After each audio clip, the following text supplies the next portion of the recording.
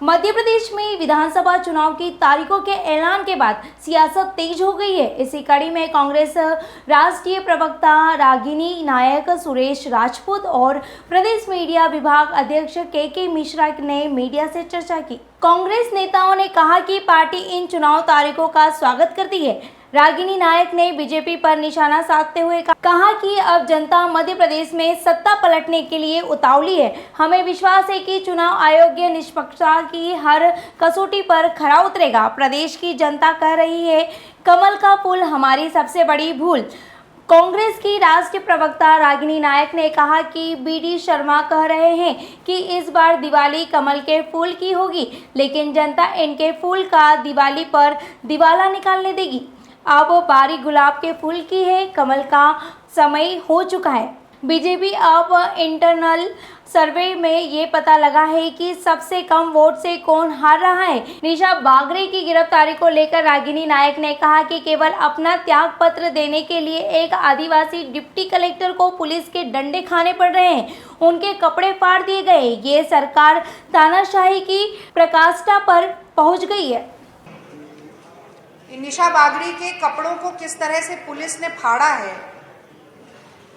और साथ में ही डॉक्टर भीमराव अंबेडकर की तस्वीर वो लेकर बैठी हैं, जो अब आधी ही आपको नजर आएगी, क्योंकि उसको भी नहीं बख्शा शिवराज सिंह की पुलिस ने। ऐसी महिला विरोधी और दलित विरोधी सरकार है।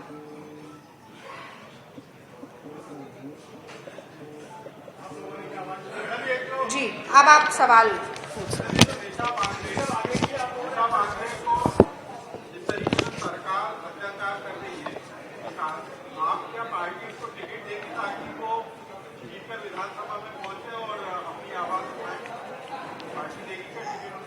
देखिए, मैंने एक बात कई बार कही कि कांग्रेस की समावेशी, सर्वधर्म समभाव वाली, प्रगतिशील विचारधारा जो है, उससे कोई भी साथी अगर जुड़ना चाहता है तो कांग्रेस के दरवाजे खुले हुए हैं। निशा बागरी जी अगर चुनाव लड़ना चाहती है, टिकट मांगेंगी, तो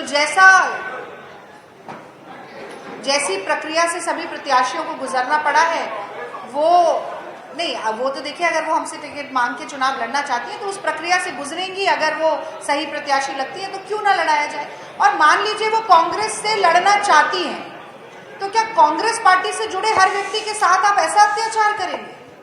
अगर एक महिला डिप्टी कलेक्टर आपकी अत्याचारी सरकार के अंतर्गत काम नहीं करना चाहती, इस्तीफा देना चाहती, तो उसका इस्तीफा लीजिए।